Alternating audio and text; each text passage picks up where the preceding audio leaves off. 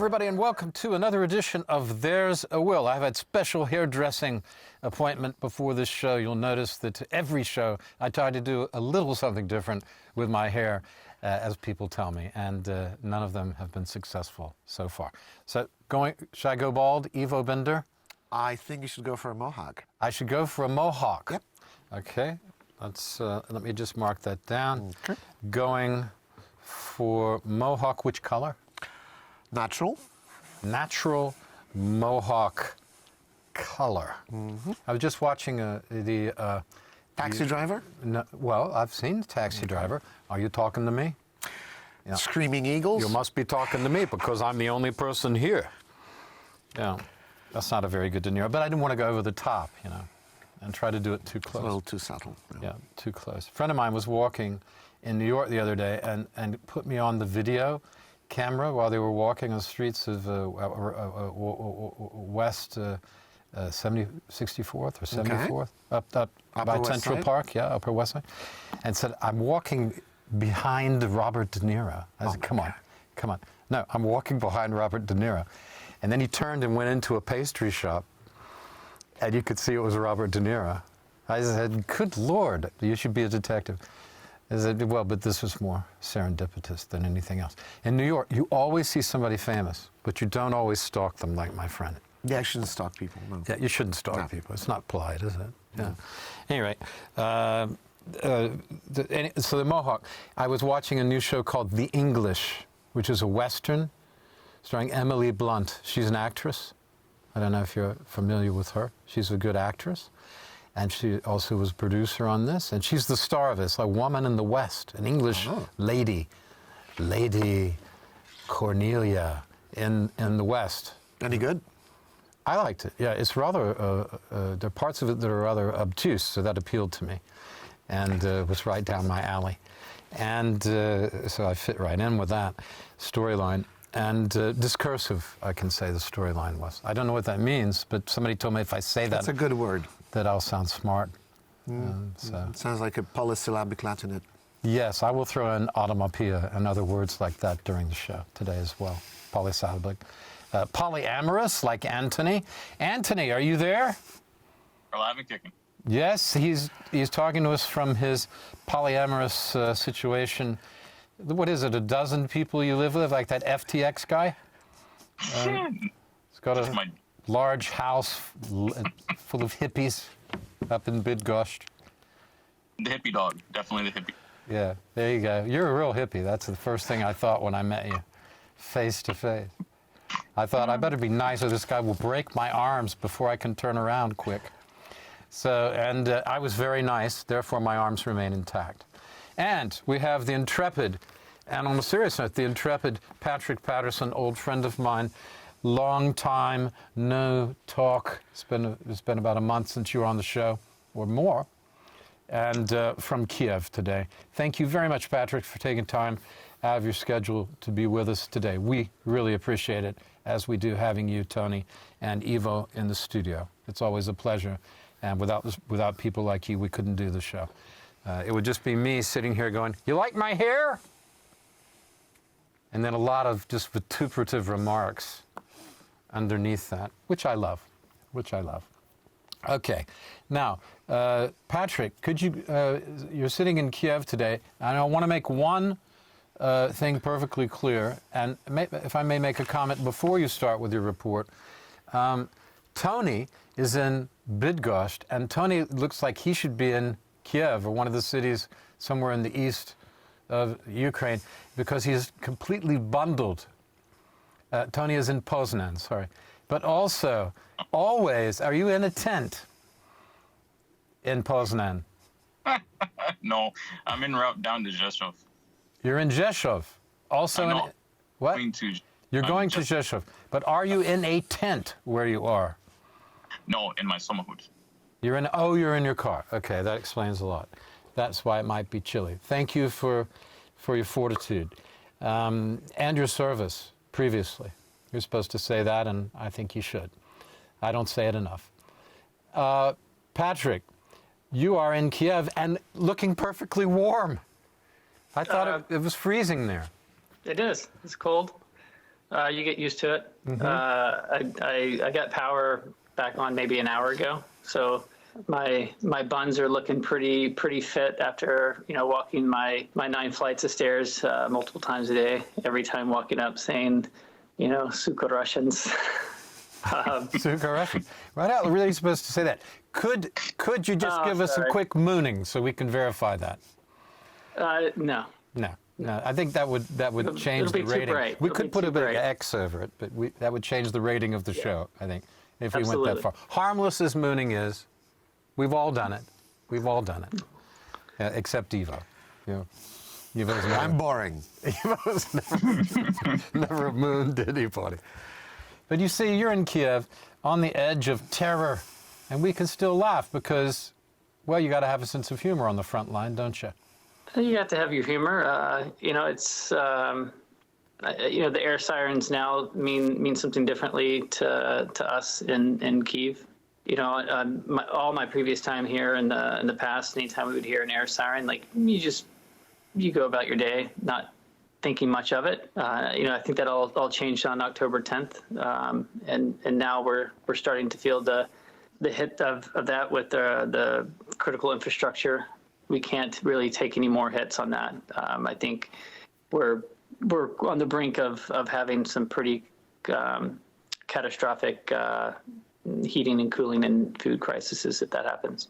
I'm sure there are plans to try and cope. I actually know of one group, I'm sure there are many groups, there's just one I know of, that is raising money now for generators. There's a group in Aspen, Colorado, but they're looking at big generators. I know that individual generators are needed too, but you probably need, 1 million of those, of the solar generators, which are about $250, I think, something like that. If you bought a bunch of them, it would be cheaper. We're taking three generators into Kherson tomorrow. So what kind are you using? I'm not sure what they're bringing, or which brand or what size they're delivering. We're delivering a vehicle to some military troops there and 3 generators. And but of the smaller kind of compact ones that they can use here and there.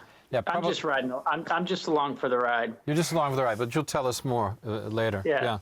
And you and I are working on a project with your photographs to get those together, which we're doing. It's going to happen. To get that together and get some stories from you in the press coming up. Okay, we're working on that. So keep up the good work. What's the feeling in Kyiv right now? I mean, let's talk about what the feeling is. Intellectually, we read a lot of things. We know about strategy. We can debate that endlessly. But how do you feel being there? And what are you hearing on the streets about the situation? You hear a lot of concern just about heating. There's still some buildings here that don't have heating. This week it's been the first real cold week with snow and ice, and I think that just kind of reinforces everyone's feeling. And then on the flip side, people are still going about their daily lives. Kids are sledding down hills, hanging out with families. It's kind of this mix of complacency and normalization of everyday life. And then that gets interrupted with, the first air alarm and the first explosion of the week last Tuesday. Just walking back home, and there's 2 missiles hit in front of me, and maybe 600-700 meters from my flat. So you kind of fall into this routine of just doing your everyday thing like you would be anywhere else when you're in Kyiv, and that gets quickly interrupted, or it's a reminder when that happens. Yes. So I think that's the general feel for most people here. But there's also so many volunteers that are in Kyiv working with refugees from Mariupol, Kherson region, who are continuing to deliver warm clothes right now, food. I look at myself as one of the privileged people here in Kyiv. I didn't walk away from my home and my belongings. So People are still doing the work here in Kyiv, and refugees are still needing assistance and help. So you've raised a good point. I mean, a point that's essential to remember is that it's not just the terror of these attacks. The horror, the frightening nature of these attacks, but it's also the dislocation, which is a huge factor to people. So you're being frightened by this possibility of injury or death, or just interrupting your day substantially. But you've also, in many cases, left everything behind. And especially people from the East, they don't know what they're returning to. And in many cases, they'll return to nothing. Nothing. If, in fact, they do return. Not meaning they will die, but the destruction of their towns and villages. This is something which can't be emphasized enough. This is the human side that you and I have been talking about and that you're covering. You're doing your damnedest to cover, which is the effect on the civilian population all along the front. Although it's war, you might compare to times of great economic hardship. Well, and I think this week is interesting for me looking at it. This is the first snowfall this week, right? And so when we rewind and go back to the beginning of the war, that first week, this is what it felt like from an environmental standpoint, right? This is what the temperature felt like. This is what the wind felt like. This is what the ground sounded like when you walked on it, on the snow and ice. So I think that there's some unconscious and conscious reminders of what the weather is going to do to people as well. Ivo, do you have a question for him? Or well, I mean, I guess the answer is yes already to the question. And the question is, you can probably sense the resilience of people there, right? They're not being broken. No. And if they are, you know what? They're not showing it. But no, they're. Why is that funny? Why did that make you laugh? Because I think it's. They're being broken. How can you not be broken? My closest friends here, I see them cry every day. So how can you not be broken? You can have that resilience and standing up against. Well, you're wounded, but being broken is different. You've got to keep going, though. No, you can be broken and still keep going. Okay. Absolutely. I don't know how. I stood in a museum on Sunday in a very small very small arch in an old church, and it's dedicated to all the children that have been killed so far in the war. And out front there's a living tree, and on each of those branches is a red box, and within that red box is a toy from a child that has been killed in the Kyiv region. And standing in that memorial, it's dark. There's these colorful lights that are kind of dancing with the flickering of illuminated candles with the soft music, and it's showing the photographs of the children, that there is a photograph, the age, their name, and where they were from. And on some of these clips that come up, it will just say the age of a child, gender is unknown. You're seeing siblings with the same last name from, say, Bucha or Irpin or Boryanka. Those families aren't wounded. Those families are broken. I almost feel broken standing in that memorial, bearing witness to that.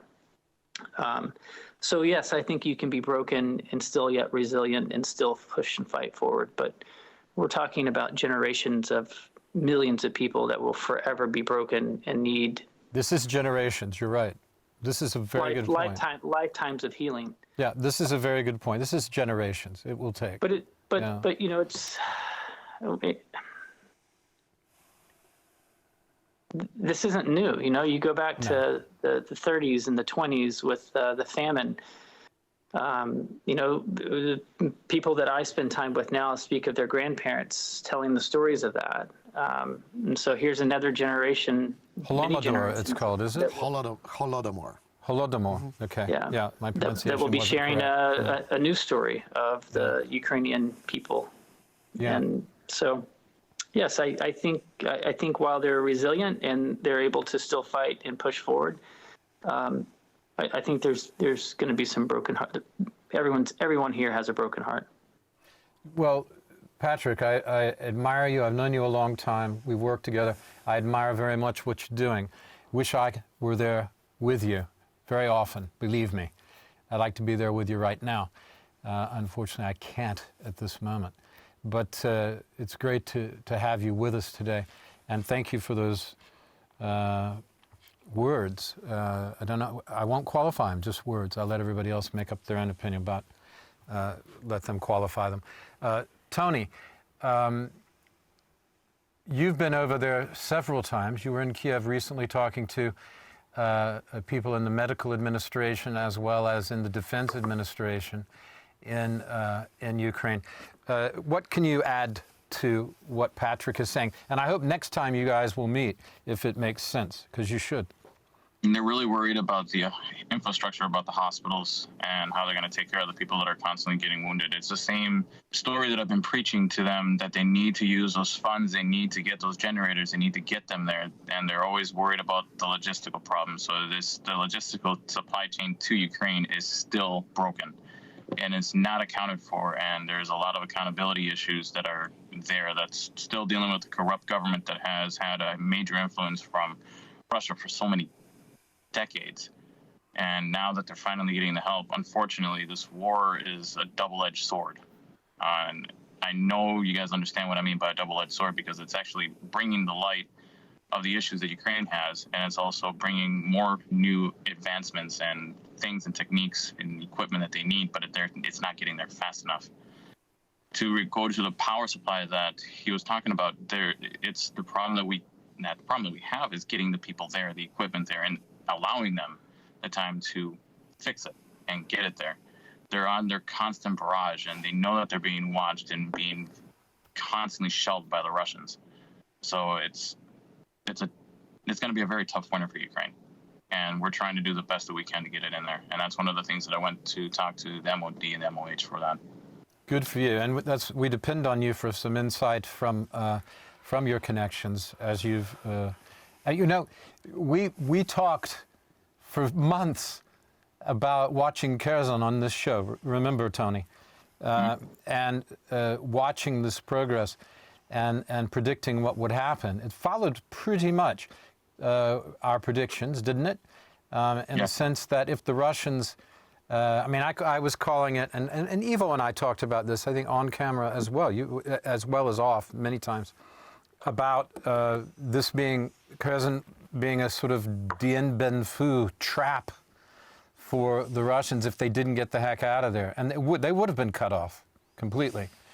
They would have lost that army, however big, 10,000, 15,000 men, which they could ill afford to lose, some of those being their better troops from the beginning.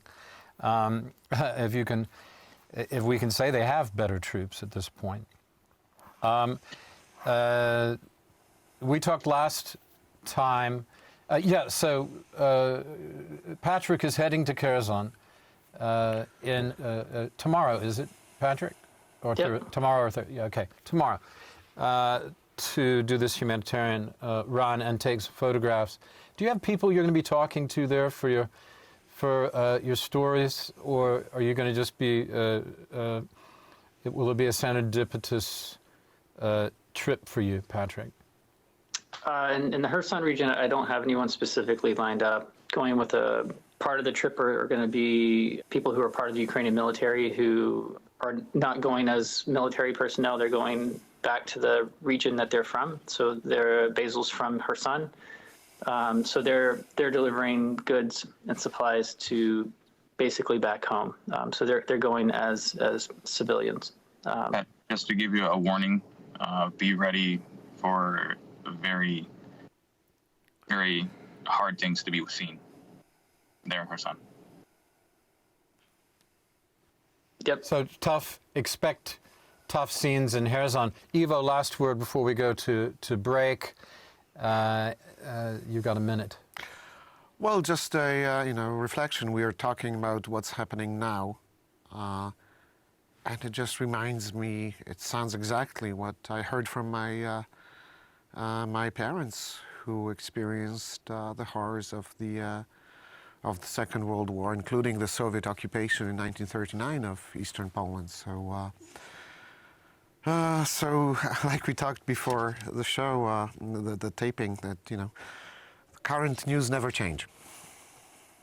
Yeah, current events don't seem to change. It is, and particularly with regard to, if you're from this part of the world, or if you've made a study, as I have, over years, of this particular part of the world, through experience, being on the road as well as reading, then you're aware of the history of Russia in this particular area. It's a very tangled web and full of a lot of unhappiness and ironies. Okay, thanks for watching. We have these important commercial messages.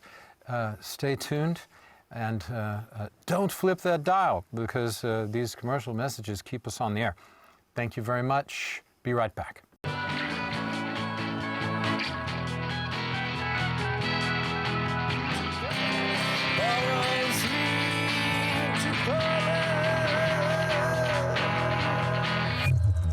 Hello, everybody, and welcome back to There's a Will. I'm Will Richardson. With me in the studio, Iwo Bender. On the line from Kyiv, photographer, journalist Patrick Patterson.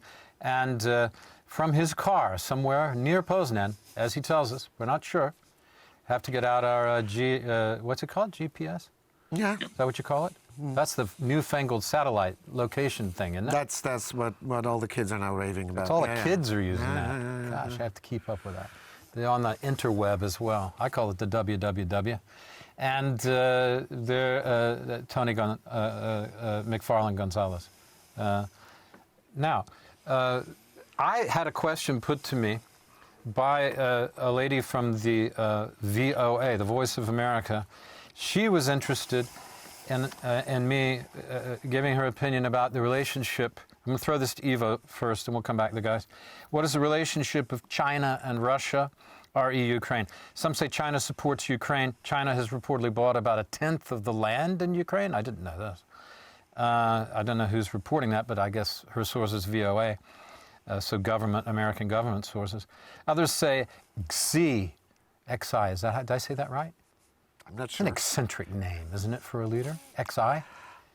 He's from a very different country and Can a we very different believe culture. in this name, or do you think it's a shorthand for something? My Chinese is extremely limited. Yeah, okay. He supports Putin, ostensibly, right? Others say. What do we think? Well, what we know, right? We know that right before the invasion restarted, the big-scale invasion, they met, and that they proclaimed that they have a friendship with no limits. So that's the official stance. We also know that, and that's a lesser-known fact, that after this phase of the war started, Chinese citizens in Ukraine were told by the Chinese authorities not to worry and to actually mark their locations with Chinese red flags.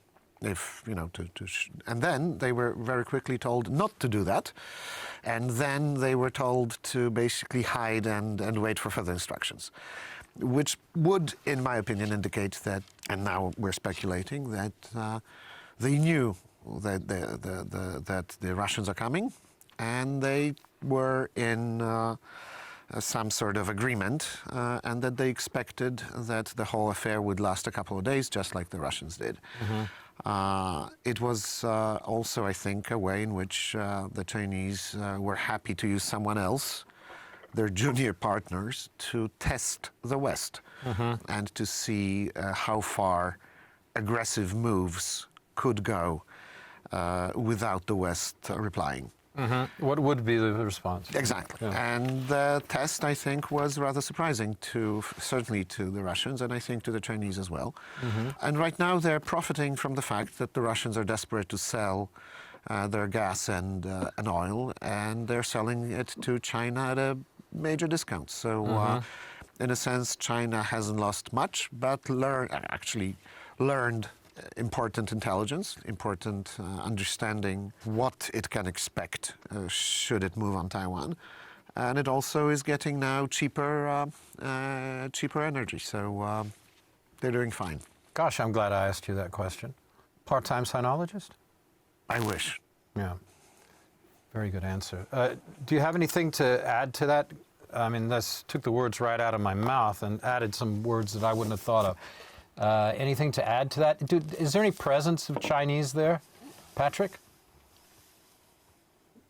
Do you see them? I don't know. No, I don't think so. And also this idea that buying land means that, I mean, I haven't heard if there is on the ground, but this idea that buying land might mean that you're interested in a place, I just think that's business. For the Chinese, they're buying land wherever they can. This is their way. They do two things. They buy land, they buy three things. They buy businesses, of course buying land is business, two, and they send forth students as agents. Not to mention only all their business people are agents. You don't just get out of China and get to run around and do what you like. You have to report back. They have these police stations in various countries, including this one, where people who are there have to report from time to time. All of these moves are China's way, buying land, doing business, buying companies, sending students to study. Many examples of espionage with students and professors. Gosh, why we allow professors from China, I can't imagine, in the West, with their track record of betrayal. It seems to me all of those things are ways that they use influence without having to use military. Now, China's history of militarization involves their area. So I think what was a very good point that you made, Ivo, is that they would be using the response as a testing ground for Taiwan. It's not the first time people have posed that, but it's well worth investigating and to keep remembering that this is all a test case. It's a very big game. It's a global game. It's an attempt to shift the sort of tectonic plates of geopolitics. And thank God, right now it seems that the decisive response from the West might actually, if not stop, at least postpone this major shift, which would be catastrophic. Yeah, and we need to start thinking about letting the Chinese buy assets in Western countries. You know, my God, they own Smithfield, the biggest pork producer in America. They own the Polish producer as well, Animex, because they bought Smithfield. Yep. The Americans own it, and then the Americans sold to the Chinese. Come on, stop buying private islands and have a little loyalty to your country, right, and to your business. This is not Adam Smith at all. Well, Adam Smith said you had to defend your own markets. It's at best state capitalism, and it's using the Chinese capital by the Chinese Communist Party, and we have to make that distinction between the Chinese Communist Party and normal Chinese people, right? I mean, the Chinese Communist Party is like any other communist party. It's an aggressive and violent force that controls the Chinese population, right? It's no different. I mean, it's as ruthless, or probably even more ruthless than the former Soviet Communist Party, you know, Czechoslovak Communist Party, etc., etc. These are not forces for good, right? But the society at large, you know, it's made up of normal people, just like, you know, like you and me, and they are they struggle under and this. they're suffering. Yeah, they're suffering. So a billion when we say the Chinese, people, we don't mean the Chinese people. We mean the state apparatus of the Communist Party, which has been responsible for tens of millions of people, you know, dead in China, especially under Chairman Mao. May I draw a line under what you just said by saying we can see the difference between Chinese people and the government most starkly, the difference between the free Chinese in Taiwan and the way they go about business in the world in a very normal way, Exactly. rather Japanese or American way, Korean way, South Korean, and the way the mainland practices their form of business, which we were just talking about and outlining. All right, I wanted to answer that because people constantly are asking me in private about what do I think about China and Russia. China and Russia. It's all the time coming up. Okay, let's go back to our discussion now. Tony, would you tell us a little bit about your trip to Rzeszów? I mean, we know that Rzeszów is, of course, a large American contingent there, and the base has a base at the airfield there, airport, as well as they've taken over the Holiday Inn, I hear, which when I hear about that reminds me of the Marriott in Islamabad during the Afghanistan war, where I was, and other such places in war zones. What are you going to be doing when you go down there? Tell us what you can. What I'm going to be doing, I'm going to go into the hospital that is there in Rzeszów. That's the private hospital. It's owned by Dr. Stanisław Mur. He has been an instrumental. Stanislav, what's his name again? Stanisław Mur. Right. Is he the cardiologist or? Yes. Yes, he is. I spoke to him actually on the phone. He is an absolute godsend. He is helping soldiers that are from the Foreign Legion that are there to help Ukraine, and they're not getting any help in the Ukraine at all. They're not being, for simple cuts and injuries and broken bones, they're not being treated. Some of these guys have been injured since June, and they haven't had any help until they reached out to us or via groups that they know of, and we're able to get them across the border. There's actually one guy that I just got over. He's there right now, and I'm working on the second one, of whom is a Polish intelligence person. I cannot say which group. That's okay, Dan. Yeah. But he is there. He has facial wounds that he needs to get tended to, fractured upper mandibula, lower mandibula, and left side of his face is cracked, and we need to get him over to the hospital. And Stanisław is just awesome. He's providing them the service. He's funding it. Amazing. And I wish more organizations like that, like what he's doing, would take up and do that. Poland has the ability to do that for people that are going over there and taking their lives in their own hands and risking their lives they know that they're fighting for the free world. The fate of the free world is literally here. It is a pseudo war that the Western countries are not going in to protect democracy against totalitarianism. That's what I'm going to call it. Right. It's a form of totalitarianism. It's rather like a combination of extreme right and extreme left. It's very strange. Ivo, you wanted to jump in with something? Okay. Yes, perhaps I should get Dr. Stanislav on the show. He speaks good English. I spoke to him with Philip Goss, who was down there. They gave me a call just to introduce. I heard yesterday, I don't know if you're talking about the same case, because I know you've been working some with David Kaiser, who's been a guest on the show, a Vietnam veteran who was in the medical supply business for many years, and so had a lot of knowledge when this happened, that he was able to contribute. And he told me they've got 2 people coming over to get appendages replaced with prosthetics. Sort of. No, this is Alliance for Innovations. They're already here at MS Voya. He's been taking them up in arms and no pun intended. But he's been taking them all over Warsaw to keep them busy. They've already met with Autobach, the organization that's providing the prosthetics for them. And the only thing that we're waiting for is for them to be completed. How serious a problem is this, Tony? The loss of limbs. We have thousands, and we have no way to get them over here effectively. Yeah, that's what I thought. People need to know this. Yeah. It's not only just soldiers. It's the civilians outnumber the amount of injured soldiers. And it's ridiculous that we as a Western world are not responding to this atrocity. All these efforts are seemingly wasted because they are not able to fund or get these people. Some of these people have already died because of these wounds that they have because of gangrene. They've reached gangrene in Ukraine. Is that because they cannot get them out? Yes, they can. Because they can't ship them out because they can't. The injuries are too serious to move them. They can't move them by train. What's the problem? Or car? Most of those vehicles are already, if not dedicated to the military, they're taken into the military and given into the military, period.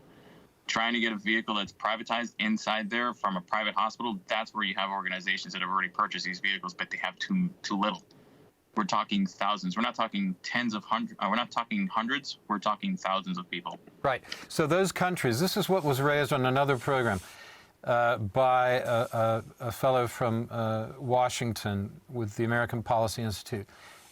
He said the biggest thing, there was no doubt that Washington supported the war, but the biggest problem, does Europe support the war, even to the extent of supplying more money for these type of humanitarian things? We haven't. That was his point. I thought it was a good point, and even better now. Yeah. The biggest contributors that have been there are not only U.S., but honestly, Poland. Really, I haven't really seen any other organizations, any other countries really step up to the game that they have, that they say that they're their partners. I think it's just a partner of convenience. If you call a person an ally or a partner, you are there through the thick and thin of it, really. And even when this is a sovereign nation that's being utterly decimated for its sheer existence, come on, that's barbaric at best. Patrick, would you ask him the question that I asked you to save when we were off air, please? Yeah, no. So Tony was mentioning something to me about going to Kherson, and I was curious what he was. Yes, I was giving you the warning to just be ready for watching the atrocities that the Russians have already committed there. You'll see people that are going to be walking around looking, pardon my expression, and I really do not like saying this, but they're going to look like Holocaust victims because they have our starvation levels there in Kherson. It is not as what you would think the media is portraying. Those people that are there in the media, you see them that they're just the ones that are actually lucky enough to get the food. But when you start approaching Kherson, you'll see the travesties that we'll have. You'll pass mass graves as they're doing the investigations going there. You'll see the troops lined up on the side, wishing that they had the amount of abilities to actually get there and the supplies. It's not the glorious victory that Kherson has been given back to the Ukraine. No, it's not. The Russians really did a number to that entire city and to the soldiers that were there fighting them off. So just be ready and be staved for that kind of. Yeah, I think that's what we're finding in all of these liberated communities. When I was in Izum and Liman, having 80-year-old elderly men come up to you begging you for bread, and as most people know, bread is such a important iconic staple in Ukraine, and just seeing what these communities look like, and being at the mass graves while they were exhuming bodies with the notes that were left in, and speaking to the people in Izum who saw these bodies being loaded on the Russian trucks to go and be buried by the citizens of these communities. Kherson is just a larger city, right? When we speak of these small communities, that the entire East is completely, it's gone as what it used to be. Yeah, it's not easy. When I saw that first mass grave, it was not an easy thing. I, as a grown man, I couldn't take it, and I still can't. You still smell it. Yeah. There is nothing, and that smell will never go away. No. And it was interesting going from Izum to Liman a couple weeks past that. Standing on the side of the road where Ukrainian soldiers had engaged with Russian troops,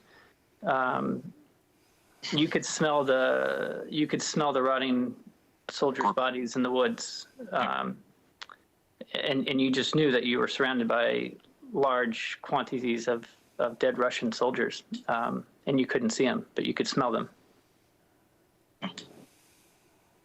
They're not talking about the reality at all. This is worse than World War II on some of the battlefield fronts that they say. At least in World War II, they had the decency to at least recover their dead. Here, they're not. They're not even doing that. They brought the incinerators, for God's sake. Yes, those are confirmed. They're really there. But now they're just burying sometimes just leaving their guys on the side of the road. That's it. Well, it's interesting that you bring up the mobile cremation incinerators, the mobile crematoriums. There's a lot of areas that reports are coming out where they thought that they were using those for their soldiers' bodies, but in reality they were using them for the Ukrainians in the town to cover up the war crimes that they have done. Yeah. So they weren't cremating their soldiers. They were cremating the remains of Ukrainian civilians that they had killed. Yes, they did, and that's one of the things that we've been asking all journalists and anybody that has video to please document that as much as humanly possible, because there will be a point in time that we will ask for that to push that forward to The Hague. I second that. I'm waiting with, what can I say, cautious anticipation for your work from down there, Patrick, and from other places as we pursue this series of articles. I don't know what to say. I'm at a loss for words. But I'm glad that we are, in the sense of being a journalist, I'm glad we're talking about this, and that we have that kind of powerful stuff and hard stuff to handle on camera. This is some of the toughest stuff I've heard in recent months, recent weeks. Ivo, have you anything to say about it? What can you say? No. It's happening again.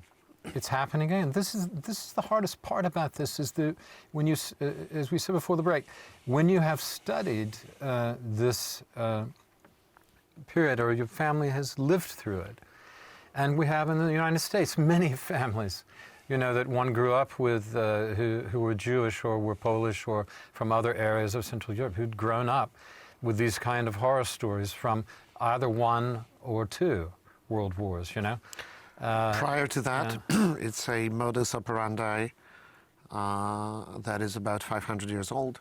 1795, the Russians are fighting against the Poles, and they conquer the eastern side of Warsaw, known as Praga. They slaughter everyone, up to 20,000 people. And they let a handful across the bridge to tell the defenders on the western side of the Vistula what happened.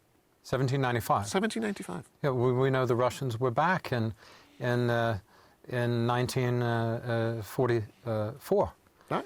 After the Warsaw Uprising, and sat there. And they were watching as the Germans were systematically destroying the city. We in Poland are not surprised. Let's put it this way. We're shocked, but because it is happening again. But that's how.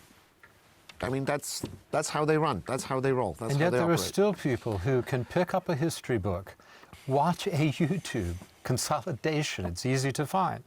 I myself have done many reports on these kind of things over history on my travel show, going to different places. It's inescapable to talk about the history of invasion, destruction, and segregation and partition. Yet there are people who still don't understand the importance, as Tony has outlined, even today and many times before on the show, the importance of resolving this now. This is the time now to resolve this, not later.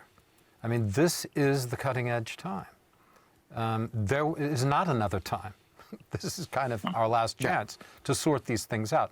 And it's as if history sits there, an open book, waiting for us just to turn the pages and update ourselves, update our computers on the past and how it's relevant exactly to today, how the same things have been happening over and over and they're happening again. And we have 2 witnesses to them who were just so movingly speaking about it, and honestly and directly. We're going to have to finish now. I want to thank you both, Patrick Patterson in Kyiv, and Anthony Mcfarlane Gonzalez in his motor car somewhere, his samochod, as we say in Polish, which means it goes by itself, literally. Should be an Indian name. Goes by himself, you know. And he who goes by himself. And on your way to Rzeszów. Thank you for stopping off, Anthony. What you said was very valuable, both of you, Patrick and Anthony. I appreciate it very, very much. Thank you for being with us. And as always, Iwo Bender, very good summation about the China situation, China and Russia situation with regards to Ukraine. And thank you all for watching. Did I say that you're all looking very well? Why don't you stay that way?